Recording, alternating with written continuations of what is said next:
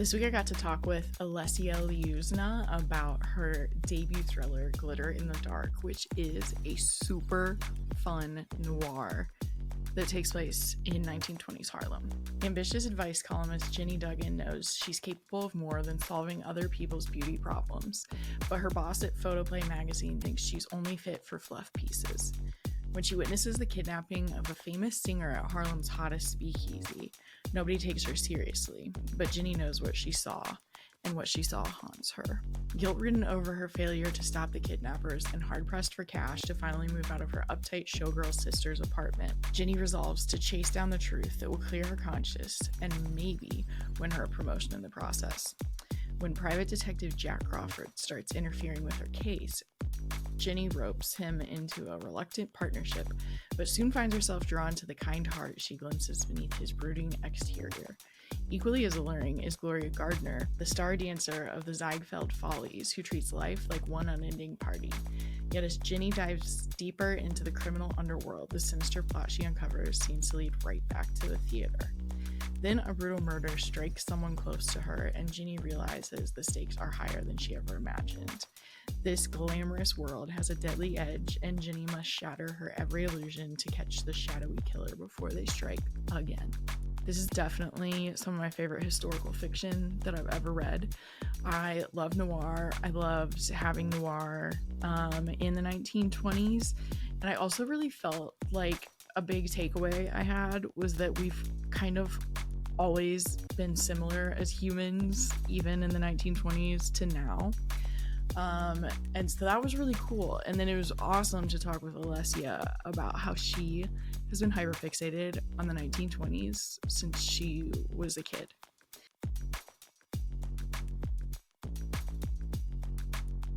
So I am with Olesya Lyuzna today, and we're going to talk about Glitter in the Dark. But I did want to get to know a little bit about you first before we dive into the book. So when did you know you wanted to write? What was your moment of like, I think I'm a writer, or your first book idea? How did that happen for you? Yeah, so it's definitely something that I have been interested in from a very young age, which I think is kind of a common thread amongst writers.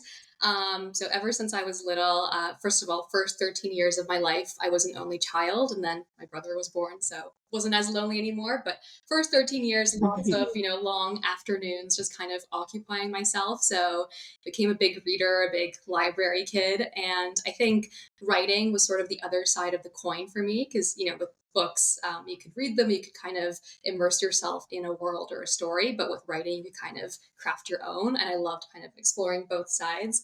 The first, well, I called it a novel at that age, but I think it was more like a picture book. But my first was maybe when I was 6 or 7. And it was about a girl detective, kind of Nancy Drew inspired, investigating a stolen artifact at a museum. Took it very seriously, asked my parents for like naming inspo, and for like the bad guy, my dad supplied his boss's name. He was in like a toxic work That's situation amazing. at the time. Which now looking back, I'm like, okay, I love that. Yes. Yeah. He was like, I'm going to have a cathartic release through your writing. So that's what fiction is for anyway. But yeah, Mm-hmm. so, wrote stories here and there as a kid. In my preteen or teen years, I got really into like text-based RPGs. There was one around the world of Harry Potter that I was deeply invested into along with my friend. Yeah. And I think it became sort of my first almost like writing course because they took it very seriously. You had to like submit a character sheet and they'd like judge the prose and so on. So it was very intense, but very fun. And yeah, just to kind of explore different worlds. So yeah, I guess, lifelong dream. I didn't get seriously into writing until the pandemic. Oh, yeah. Yeah, because in my sort of earlier years, I was very focused on like building a corporate career. I went into consulting. I studied econ and kind of forgot about the writing for a while. Then the pandemic hit, the world started falling apart. I turned 25 and that felt very old. Yes. I Same. was having like a, like a quarter life crisis. So I thought, you know what? Yeah. I'm stuck at home. There's no real career to be made anyway. And this is Mhm. to kind of get into this. And so that's actually when I wrote Glitter in the Dark, and the rest is history. Yeah. Mhm. That is so cool. That was reminding me, like, I remember when the pandemic was happening, some podcast I listened to was talking about, like, how it was gonna be cool to look back on the time and see the people who, like, never had time for creative endeavors or never had time to even, like, realize that they were artistic in some certain way, that, like, it would be cool to look back on that and see those. So I was kind of having, like, déjà vu as you were saying that, because I was like, "Oh, yeah," like, I remember hearing that and thinking like, "Oh, that does make sense," Mhm. but I think you might be the second or third author who has said something like that now, where it's like they had time to try it out. Yeah. Yeah, that's really interesting. And I almost Mhm. feel bad telling people that the pandemic was like the peak of my life or like the Right. highlight. Like I had a great time. I think especially as like an Same overall. yeah, like as an introvert too, and like not having to go into an office and all that Yes. stuff. Oh, We were made for I this. know. Yeah, Those parts of it, yeah. exactly. I think it's okay, especially at this point, to talk about the fact that there were good and bad things about the Oh yeah. pandemic. So, I don't think it's that crazy to talk about the good stuff. But, um, so your writing process, how did you develop that during the pandemic? And did it have anything in common with how you wrote as a kid? Yeah, no, that's a great question, actually. I think definitely did a lot more research than I did as a kid, where my Yeah. research was just my subconscious. And it kind of started out, so like the writing was definitely a big draw and a big passion for me, but it started with Mhm. my just like deep obsession with the 1920s. I Yes. don't know if you can relate to just kind of developing like a rabbit hole or like a niche and just going all in. Oh, yeah. Yeah. I can relate a little bit. Um, so yeah, and after a while, like I spent like a couple months, just like watching old films, looking up Mm, newspaper scans, tracking like random crime stories from like 1921 and like seeing what happened. that's And so it cool. just kind of, it made sense to turn that into a book, especially since I loved writing. And then, people would stop asking me questions like, what are you doing here exactly? So it's all Yes. research.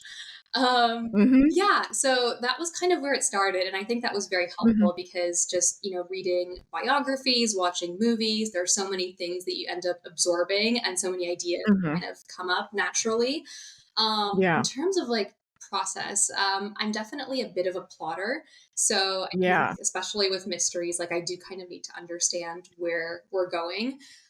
Mhm, But I also like I don't always know the final answer. So I'm kind of mm, like a mix of the two where I find that my best work and like glitter for sure, it started more as a question and like a hypothetical situation. yeah, And then kind of like the plot followed. yeah. Mhm. That's really cool. I would assume as well with, like, writing historical fiction, it helps to have some outlining Mhm. because the thing that, like, it would stress me out about trying to write historical fiction is, like, there's no way for you to even, like, go Mhm. to immerse yourself in it. Like if I wrote a book in LA, I could fly out to LA, and be like, "Okay, so now I get the vibe." You can't do that unless you have a secret time travel machine, and I don't wanna out you if you do. So, that's the part that would stress me out. So, like, with the outlining, do you feel like you probably had to, like, do it even just to make sure that that part was correct? Yeah, definitely. I mean, especially I would say because there are certain details that like move the plot further or not, and I had to like pivot Mhm. because certain things hadn't been invented and so on. Oh, Um, yeah. that it did stress me out as like a bit of a perfectionist. Yeah. I think my one sort of saving grace, and I don't know if this was like a conscious choice or not, is that there are very few people who like lived through the 20s or present today to kind of fact check Mhm. me. So there's that. It's Um, true. and yeah, and also like I thought I'd done a good job researching things, but even like through the final edits, my editor was still Mhm. catching things here and then. For example, did you know that Hmm. the expression missionary sex was first recorded in the 1940s? And so it was a little iffy to No, use in the 1920s I novel. did not know that. Yeah, well, the more you know. That's wild. I know, editors just must have so much so much random knowledge about like all kinds of things. Yeah. It's So, crazy. bit of a safety net there, thankfully, but Yeah, yeah, yeah, definitely a lot of research had to go into it, and that's why, I mean, it helped that I was so obsessed with the 20s to begin with. right. It made it easier. Do you think you know, because you don't always know with hyperfixations, but do you think you know what about the 1920s, like, piques your interest so much? Ooh, hard to say. I think, Yeah. 'cause I can trace it back to my teens maybe, Mhm. and maybe, like, The Great Gatsby might have been sort of the first. Right. I still have Yeah. somewhere on YouTube, there's a video of me at, like, age 16 dressing up in, like, a flapper costume and, like, Oh, that's amazing. yeah, yeah. Yeah, so it's Mhm. always been there. That's cool. Yeah, yeah. I think sometimes, like, the things like, especially when your brain and your personality are developing, like, it's like you read something at the right time, Mhm. like, maybe you're saying with The Great Gatsby, and all of a sudden you're like, "Oh, this is so fascinating," and it's reminding me that, like, I was so into Greek mythology in middle school, and I don't think I've ever gone back to it, but maybe I should. Yeah, yeah. You never know when it kinda comes back to you. Yeah. Mhm. Was there something that made you want to write a mystery, a thriller? It's very noir as well. Was there something that drew you to writing that story kind of then, like, within the blanket of historical fiction? Mhm. Yeah, I mean, I've always been into, like, mysteries and crime. My mom raised me on a lot of, like, Agatha Christie, also probably Nice. watched a lot of CSI New York, when it was maybe a little Mhm. early for me, but definitely left its imprint. So I've Yeah. always just been fascinated by, the darker side of human nature. Both, I think, in a way to, like, the more you know, the more you can kind of protect yourself against these things. Yes. And then also just, curiosity, like what makes people tick, Mhm. people who commit all kinds of crimes. So there's that. I think with noir too, it just something about that genre has always fascinated me. I think Mhm. it's perfect actually for like any kind of turbulent times, which probably applies to the Yeah. 2020s as well as the 1920s for various Yeah. reasons. And I think there's something comforting about it. When I tell this to my friends, they're like, Alessia, like that, you're being such a downer. But I find that Yeah. happy endings don't always do it for me because, Mhm. when you're going through something or when the world seems kind of bleak, noir is comforting because, you have some kind of like cynical detective at the center of it all. And things go Mhm. horribly, like they get disillusioned, their like dream girl betrays them, everything is awful, but still at the end Mhm. of it they kind of solve the case and they have their Mhm. drink at the end of the day and it's all good. So I really like that. I find that comforting where it's like even if everything's going terribly terribly wrong, you're still gonna be Mhm. okay. So that Yeah. drew me to noir. That's a good point, and it was interesting. I don't read tons of historical fiction, but it's always the mystery, thriller, noir ones that I'm like, "Alright, well, I know it'll keep my attention then." And so even as I was reading it, I was kind of having somewhat of an experience where, like, I think sometimes it's really easy to think, like, people from the past, like, weren't as dark as us or Mhm. something, like, that's what I was realizing as I read it, where, like, I loved some of the elements you had in it, without talking about spoilers, but, like, some of the it's a mystery thriller, like, Mhm. the listeners can assume some of what I'm saying, but I thought it was so cool because I was like, I don't think about like like women from the 1920s still wanting versions of uppers and downers. Like that was Mhm. the other interesting part. You kind of dive into all kinds of drug use. Okay, it's also prohibition era, which we can get into too. But it's funny because it's like even though some of the things we look back on and we're like, "That was basically meth," or something like that, you can't deny that our society still is like, "Here's the new best upper, here's the new best downer." Like, the fact that that's been going on for 100 years was even for me like, "Oh, yeah." Like, just because they were in flapper dresses didn't mean, like, there weren't some really core human things that we've always had. Mhm. Yeah, no, and I love that. I feel like it's really easy to kind of create a barrier between, the present and the past. And you look at old Mhm, photos, and you almost, that's why like colorized footage is so fascinating because it kind of brings yeah. the past into the present.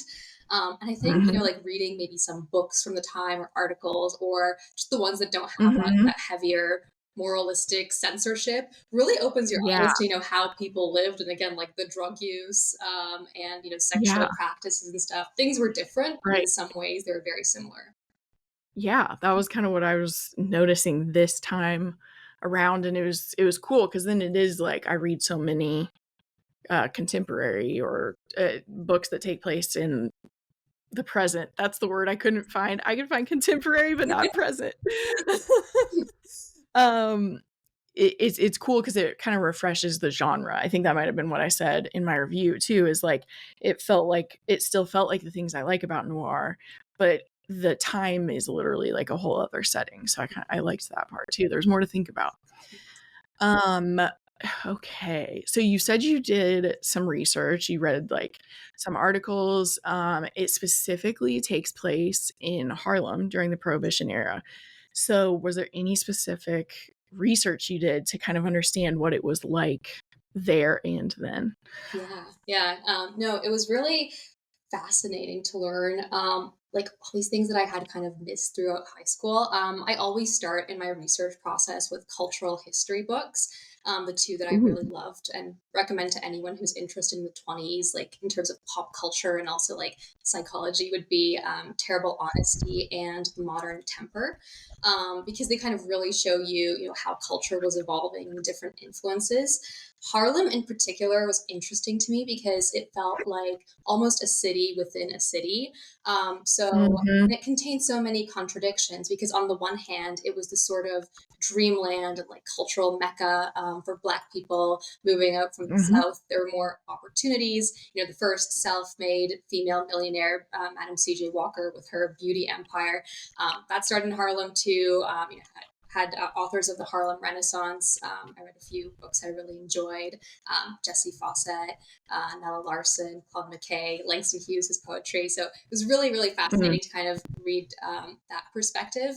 But at the same mhm, time, while the arts were booming and business was great, and moving to Harlem was such a dream, there was also the flip mm, side where so many white people and like white gangsters mostly were buying up the most popular clubs along Lenox, yeah, especially like the Cotton Club is a great example, mm, because like you would move to Harlem and you'd expect liberation and equality and opportunities, but then at the Cotton Club the audience was still all white and performers were mm, subjected to like the paper bag test. So really, really kind of, I feel like Harlem was a great cross section of society, and I think I yeah, also was just outraged, and just really it piqued my attention that the way that Black culture was having a huge moment, jazz, mhm, dance, and so on. But then again, like the white people who visited Harlem to kind of go there and dance and have fun, they would go back to their mhm, sort of segregated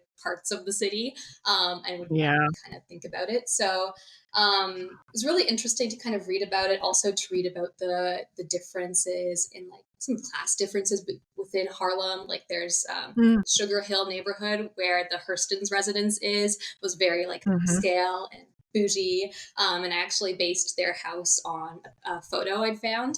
There was a bit of creative mhm, license. I really liked that one of the houses was painted this like bright electric blue. I think that probably came mhm, later, but I wanted to keep it. yeah, It's such a fun detail. totally. Yeah, it is such a I it like, New York has so many feelings of cities within cities, like you were saying at the beginning, and it is so fascinating the way that they developed, and then, like you're saying, it was almost like it's not even totally like gentrification because they weren't even moving in there, but, like, in a business sense, that's what it was, like, they're like, "Oh, we'll come be here for a little while, and then we'll leave, and you guys can stay here," so Yeah. yeah, that is super fascinating, about that area. The other part I wondered about is, like, did you research anything about, like, women's lives specifically in the 20s? Because like, that's the other thing that's hard for me to wrap my head around, like, what that experience would be like. Yeah, no, definitely. Here I like also started with the cultural history books because I wanted to Mm, understand the numbers and kind of the stats. And what was mhm, interesting to me is that when we think about the 20s, we have this image of this liberated woman. She bobs her hair, goes out dancing, mhm. drinking, smoking. But that was definitely not the norm across America. Yeah. largely rural.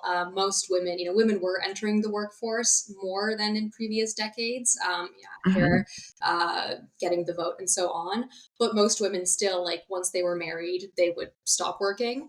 And then Mhm. still, like, there were many like bars or other establishments where unchaperoned women weren't really allowed inside. So that was Mhm. still a big thing. But I would say, like, there's a contrast between maybe like the average woman's experience versus certain like milieus within cities.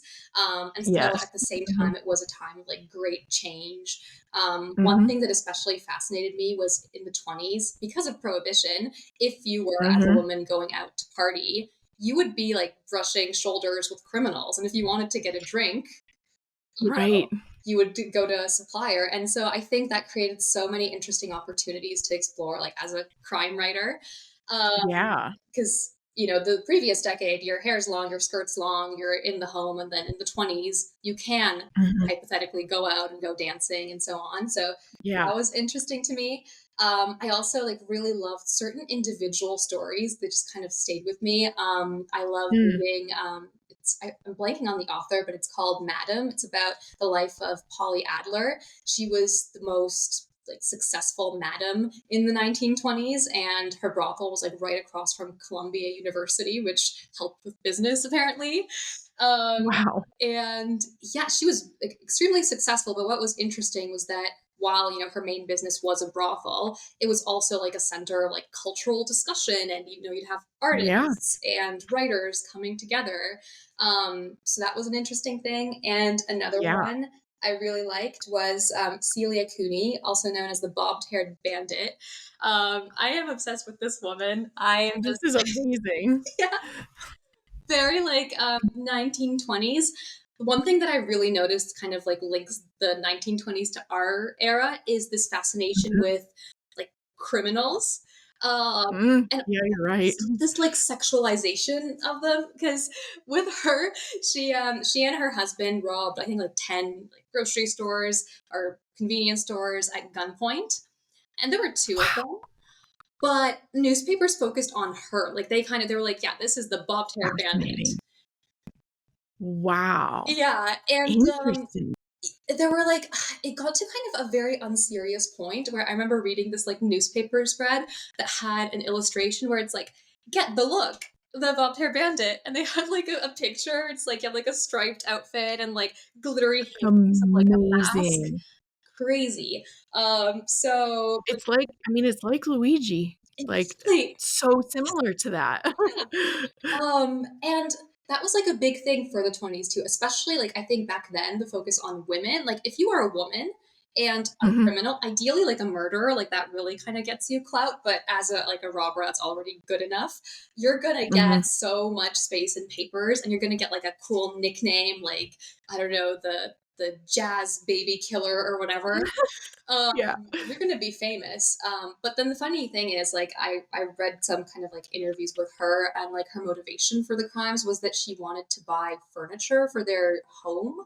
And she like Mm. really saw her as just like, herself as a dutiful wife who wanted to furnish their place. I So love there's that. that. I mean, well, and there's a whole dynamic there, like, in my mind at play that's, like, the pressure to be the perfect wife. Like, what if she really did just feel like she needed to do it? Yeah. Totally. Now I'm gonna write historical fiction. You've inspired me. um, yeah. That's awesome, though. Crazy. We do get so it's true crime is what it is, like you're saying, like, even for probably centuries, we've been obsessed with true crime, even if it wasn't what we were calling it, kind of. I wanted to interrupt this episode really quickly. I have a goal of monetizing Bookwild, but I would love to do it without having to have ads in the podcast.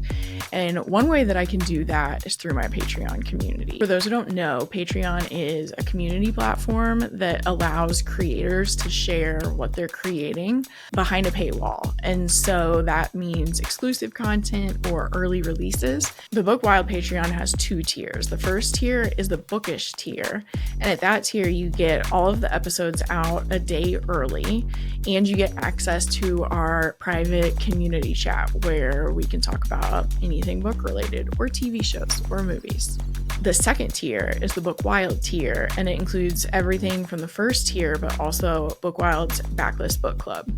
So this year I've been wanting to also still read more backlist, even though I read plenty of arcs, and Bookwild's Backlist Book Club felt like the perfect way to do that. We meet on Sundays. We are international right now, so Sundays are the best way to do it. And we meet on Zoom and we all pick a book and we talk about it, and then we talk about everything else we read during the month, and then we pick another book for the next month. So it's been so much fun so far, and we'd love to have you join the book club. So if you'd like to support the Bookwild podcast, you can go to the Patreon link in the show notes, and you can sign up for whichever tier interests you. And if you're looking for a free way to support the show, if you can like and review it on whichever platform you listen to, that helps so much. Were there any secret clubs that like inspired the ace in this book? Yeah. So, first of all, was fascinated to learn that in the 20s, in New York alone, there were like about 30,000 speakeasies. Wow. Crazy number. I was reading somewhere, like for reference, today there's like maybe 250 Starbucks locations in New York City. So just like Wow. think about the magnitude. Yeah, and the inspiration for Ace came. So in Ace, you need a playing card to get in. And that was very loosely based on an actual tradition from the 20s where they would have these like special speakeasy cards with like the logo and the name, and they'd be handed out to trusted people. And then you could get in with that. But there were also quite a few that kind of interested me. The 21 Club was around for quite a while, and they were rated very often. But they had a special system of like chutes and levers where when there was a raid, the alcohol would just kind of slide down and into like the sewers. So that was pretty cool. That is fascinating. Like, of course they had to figure out whatever they could to keep it going. You gotta run the business. That is cool. Yeah, totally. Also there's like there's almost like a backdrop throughout the whole book of musicians as well during that time period, and it made me wonder if you have kind of like always been interested in musicians and music, or if that kind of came along with this book. Yeah, it's definitely been like a long-term interest, but I think this book like really sparked it, because I wanted the prose almost to reflect the rhythm of jazz music. Like I kind of wanted that to be to really come across for the reader, because so much of it is set in speakeasies and Jimmy's always partying, and also the central crime is a missing torch singer. So I wanted it to feel like a party. It was really an interesting piece of the research too. So when I went into it, I thought that 1920s songs were a bit, I don't know, a bit silly. Some of them a bit, saccharine. It's like, love songs and so on. And for the more popular ones, yes. But I also came across a few gems. One of my favorites is Lucille Bogan. She started out in the 20s. She really kind of rose to prominence in the 30s. And you can find a few of her recordings on YouTube, which is honestly a treasure. And her lyrics are filthy. She's like, like I would say like the 1920s Cardi B, maybe. She sings about sex. There's this one line where she's like, I've got something between my legs that would make a dead man come. Oh my gosh, in 1920. Going. So highly recommend. It's like very this is not my great grandmother's music, but it's really surprising, Yeah. I'm learning all kinds of things today. That is awesome. I'm definitely gonna be listening after this. So then the plot wise, we get into Ginny and Jack working together. And he's a PI. But they have like a bunch of tension. Their worldviews are different, but they also have some sexual tension going on. So how did you craft their relationship? Yeah, so I personally am a huge fan of like will they, won't they dynamics. Yeah. I love kind of, teasing it out and getting very close to some kind of resolution, but then just kind of going along. What I found interesting about their dynamic is that they are so different when they meet. Ginny's Mhm. this reckless, chaotic party girl. Jack is a Mhm. teetotaler and like very cynical. Like Ginny has ambitions and he's so hopeful, and Jack is just like, ugh, they're all, all the Mhm. husbands are cheating, whatever. Oh, yeah, especially his Um, work. Yeah. yeah, yeah, Mhm. exactly. And they clash because the way they meet is that Jack is investigating Ginny's friend, and she's like naturally protective. Like, what the hell are you doing? Mhm. But then, they're forced to work together on the same case. And I think that sort of forces them to get to know each other and to recognize that they have more in common than they thought. And so I think the Mhm. tension really comes from that, these like perceived differences and like all of the Yeah. little arguments and whatever. But at the same time, Yeah. they're like very, very similar at their core. Right. They definitely are. Mhm. Um, I didn't include this question, but it just came to mind. I read in your bio that you want to write like queer characters in the 1920s as well.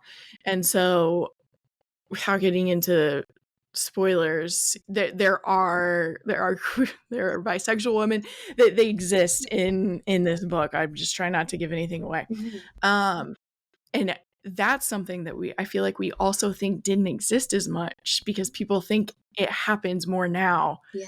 where really it just wasn't as safe to or as acceptable back then too. Mhm. So what kind of made you passionate about including those characters as well in this time period? Yeah. So, love this question. I mean, it definitely started with my research because the more I was Mhm. reading, especially about, the entertainment scene and, Mhm. the nightclubs. And there's another wonderful book, actually. I have it right here. It's called Sappho Goes to Hollywood, or The Girls. Mm. And it talks about Mm. like Greta Garbo and Marlene Dietrich's like fling and kind of how that led to their fallout. So the more I was reading about the entertainment industry and just like the 1920s, the more I realized how much more of a almost like a queer community there was at the time. Mhm. And I think it's kind of interesting because 100% it was more dangerous to be a queer woman or man at the time, and like it was Mhm. criminalized and so on. But in certain circles, it was almost okay and almost, I would say, fashionable. So there's this kind of Right. like dichotomy between like, especially it was a bit easier for women because I think that's a common sort of thread where, gay men get Yes. prosecuted and then it's like, women can't be queer, it's just I know. whatever. So Mhm. blessing and a curse, I guess, in this Mhm. case. But yeah, I thought that was very interesting that, it was acceptable. And, if you were among showgirls or actors in Mhm. Hollywood, very common. But then again, Mhm. social opinions and then the law kind of said a different thing. So Yeah. it was very interesting to explore that and imagine how a character would feel, exploring their desires and confronting, society's views. Mhm. Mhm. Yeah. I can't remember when it happens then too, because that's where we have like the term lavender marriages, but I can't remember if that was happening that the term. We would need Mhm. your editor to tell us. She would know, or he. So yeah, I thought it was cool including that as well because like it did exist, even if we don't hear about it Yeah. as much. The other another really important relationship is Ginny and Dottie and their sisters, and there's all kinds of tension going on there and circumstances that I'll be very vague about. But also there's also one of the women who goes missing. Her relationship with her sister is a Mhm. really important part of it too. So what kind of drew you to writing those complicated sister relationships? Yeah. No, so many people ask me if I have a sister, and this is my way of sort Mhm. of releasing some unresolved tension. But no, I don't. Mhm. I guess Yeah. I kind of have two answers to this. The first is I was really so if you look through the book, there are many many mirrors, and mirrors kind of play a role. And so there's like Mhm. a reason why Ginny's relationship with her her sister is kind of similar to Josephine and Ruby's relationship, because it Hmm. makes it harder for Ginny to stay objective about the case when she sees kind of herself Yes. in Ruby. Hmm. So there's that. And I wanted to kind of explore, the idea of you have a sister who is either your age or maybe a little older. You look very Hmm. similar. You were raised in similar circumstances. But for some reason, your sister is famous and successful and has all these things that you maybe wish you had. And Right. what does that feel like? So it's almost like it's a relationship with your sister, but also kind of your relationship with yourself and your own Yes. identity. And then the second sort of, Yeah. funnier, I guess, answer is that all of my friends who have sisters, the way they talk about them is like, oh my God, like she tried to kill me twice as children and like she'd always steal my clothes, but then like, no, she's my ride or die. Like I love her so much. Yeah. So I love that kind of thing where it's like you can hate your sister, but you also just like love Yeah. her so much. Hmm. Yeah, it did. And then from a plot perspective, like you're saying, it really did keep both sisters like very persistent on figuring out what happened, and like they're so motivated because it's their sisters. So that part makes a lot of sense too.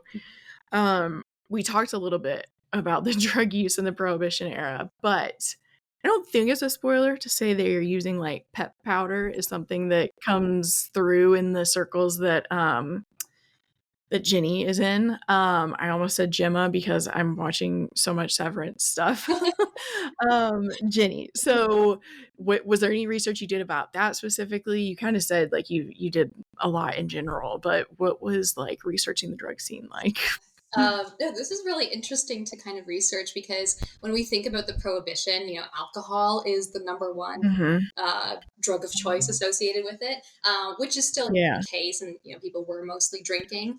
But the 20s are kind of an interesting time where there is already some legislation. Like I think in 1914 there was an act to ban the legal sale of cocaine, but before 1914 you could get it legally within like your meds. Yeah. And then the same with like opiates. Like there was kind of an opiate crisis in the late 19th century, leading into the early 20th, where it Hmm. was like prescribed for menstrual cramps. And so like the Mm, average like addict was a middle class white woman, I think. And so yeah. very interesting to learn about that. What Hmm. surprised me too, and we did talk about it, but the fact that weed was not criminalized yet. That kind of came in later Hmm. in the 30s, and so it was very popular among, especially like musician Hmm. circles. There were these like spots called tea pads where you could get some weed for like 25 cents. Um, what a time! Uh, Take me back. it was just kind of funny to kind of write about Ginny or other characters just rolling a reefer cigarette and just going with it. Hmm. But one area that is sort of like drug adjacent and I found really interesting about this time was patent medications. So Mm. in the early 20th century and like into the 20s, you could often, like if you look through old ads, you'd see ads for different like tonics and tinctures, and they look a little sus to us because sometimes it's like they do include, either unclear ingredients or like something kind of semi-toxic, and like we know now, but back in the day it was very Mhm. common to just order something from a catalog.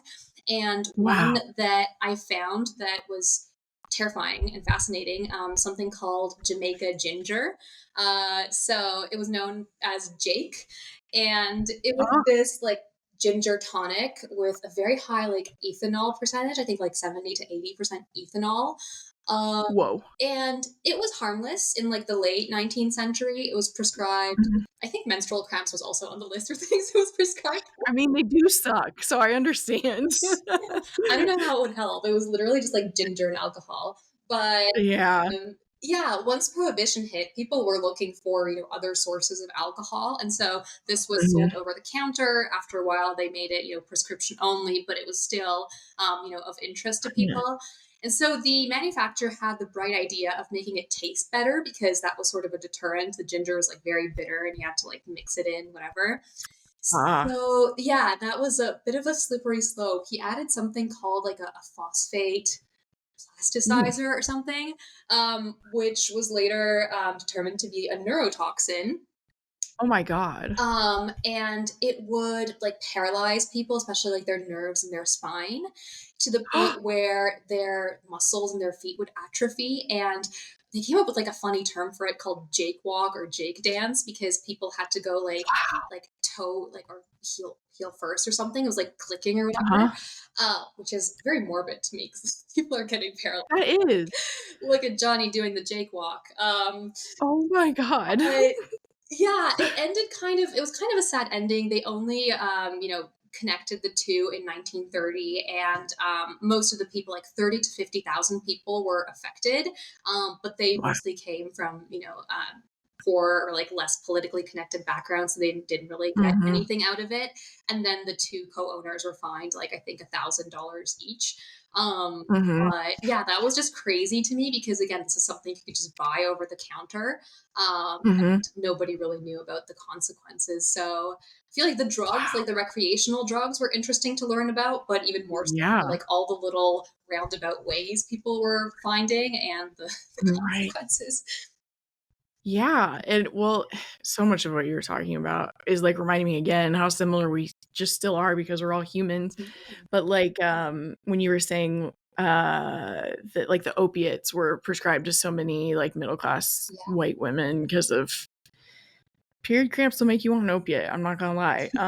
But it was reminding me because the first time I ever heard about Quaaludes was in Wolf on Wall Street, which may not be that unique of an experience, but that was like 70s, 80s a little bit. And then I'm even thinking of like Mad Men covers some of that same thing where it was like whoever Don January Jones plays, I can't remember the names of the characters anymore, but it's like it's that same thing. It's like, "Oh, my wife is moody at home," like, probably because she has nothing she can do all day or whatever, and it's just, like, basically, like, the men at that time period are, like, calling these other men shrinks and being like, "Can you just listen to my wife and give her this so she, like, chills out?" Yeah. So it's like it sounds like we've been doing it forever. This whole, like, can you just sedate her?" Yeah. That's so true. Yeah, there's just no way around it. Um, the so there all of the relationships are very complicated, in this book, and I was impressed by how many it's not an ensemble cast necessarily, but it kind of is, like, you really are sticking with a lot of the characters throughout it all, but kind of each of them in one way or another, or all of them are dealing with, like, ambition and jealousy and, like, very complicated relationships, especially in the context of showbiz, which is another thing very similar to present day. But what kinda drew you to writing about those topics or Yeah. themes? No, it definitely came out of the research, because the more I Mm, read about the entertainment culture back in the day and the relationships between people, kind of on stage and backstage, the more fascinated I grew with it. I think mhm, especially when it came to, well, I guess first of all, like the old Hollywood celebrities. Hollywood was still very new. I think the sign still said mhm. Hollywood Land. Right. So very early days. But reading through old like Photoplay magazines, it was interesting to see how kind of fake the stories were, because they were all planted by their agents and made to sound very very cute and very moral and so on, whereas reading some of the Mhm, behind the scenes memoirs, you'd see there was a different story. And I really wanted to explore the tension between the personal and the mm, professional, where you have to play this very artificial role. That mhm, was true for people who had a bit more fame. And then on the flip side, I watched a lot of footage of Showgirls and like chorus mm, lines. And it was kind of fascinating and also haunting to see, because the precision is there and they all look so mhm, similar that when they're, kicking their feet or whatever, they're all just kind of mm, identical. And mm, so it's fascinating, but I also tried to imagine what it would be like as one of those chorus girls. And, mm. once you go behind the curtain, they're all individuals with their own hopes and dreams. And also, I think, Right. dreams of breaking out of the chorus line, because who wants to be just like Mhm, one of 20, glorified girls? So yeah, that was really interesting to explore. And I think just, peeling back the curtain and seeing what they were talking about and what they truly. mhm. That reminds me of how we not all, how many how Instagram face has become a thing where like everyone does like the same makeup approach. Everyone's like, oh, I have no upper lip.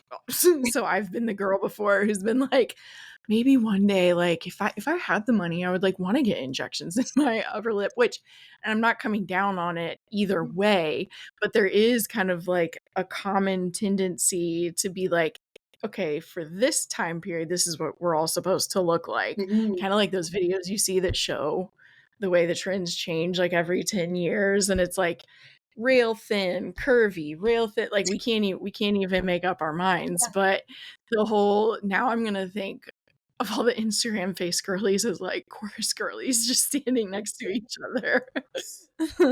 Oh my god. Yeah, no, Yeah. that's so real. And like also funny thing when I was researching the beauty advice column and just like reading a bunch of Oh old yeah. ones for Photoplay, some of the advice is like very mild and she does a lot of like color theory Hmm. stuff, whatever. Some of it is very brutal. Like there was one that I incorporated in the book because I just couldn't stop thinking about it. Because someone writes Hmm. to her about, not loving her nose or something, and the advice Oh yeah. columnist says, "Oh, a good plastic surgeon can help you." Oh my In the gosh. 1920s, which is like, plastic Wow. surgery, it was kind of evolving because, all the men coming back from the war, and so they had to keep Okay. up with that. But it was nowhere near Hmm. where it is today. And I personally would Right. not want to go under the knife in the 1920s. But that was like No. printed in a magazine. Like, go Yeah. fix yourself, girl. Like, Oh that's my not very gosh. positive. No, it's not. I don't, and I'm even like, obviously I'm mentioning that I've thought about it's so silly when you actually have to say it out loud, having a prettier top lip.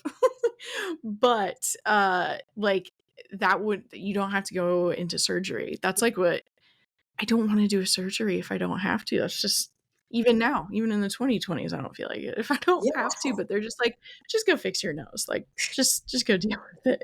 Yeah. They needed to learn about contour. Um, so I saw in your bio that this is going to be a series, most likely, and it had me wondering if it's going to follow Jenny or if you want to just kind of be in the time period, but like maybe with other characters. Yeah, so it will follow Ginny. Oh, So nice, far, I know for sure that there will be a sequel, TBD on the rest. And I'm nice, working on it right now, actually. Yeah, so it'll follow Ginny and Jack. The crimes will nice. change, but the backdrop for now will be the same, and it'll start Yeah, a couple months after the end of Glitter in the Dark. There will yeah. also be, without giving too much away, we'll kind of continue Hmm. some of the questions that might seem unanswered at the end of book one. So there'll be like a through line. Nice. And yeah, little sneak peek. Book two is going to be about a self help coach who gets a little toxic, and there's a bit of like a cult around him. Oh my god. Something I've wanted to write about for ages because I love cult media, and I think there's like an Yes. interesting thing to explore in the 1920s because there's a huge sort of like pull yourself up by the bootstraps. Dale Carnegie Oh, just starting mhm. his thing about winning friends and influencing people, and I think there's Yep. like a Mhm. very kind of creepy element to that that also resonates with culture today, where it's like Mhm. station and like hustle and like be a girl boss Mhm. and so on. So excited to Yes. write. That is fascinating. Of course, there were self-help cults in the 1920s. That's amazing. Now I'm excited to read it. Like I was saying again, it will feel very different, but it will like remind me of the present too. Yeah, yeah. Yeah.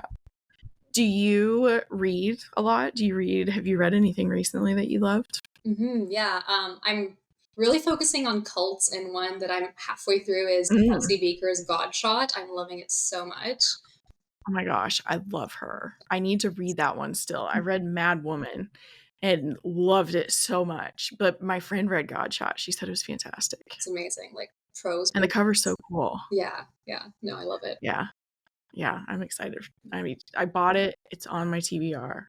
Yeah. Just need to fit it in with all the Yours must arcs. be very long. Like, how do you Yeah. It's like it's just always growing. Um, where can people follow you to stay up to date with everything, especially since we've got a series going? Yeah. Instagram is the best place. Olesya is Mhm. online. I post all my stuff there. Nice. Yeah. Awesome. Well, I will put that in the show notes. And otherwise, thanks for chatting with me about your book. Yeah. Thanks so much. This was so fun.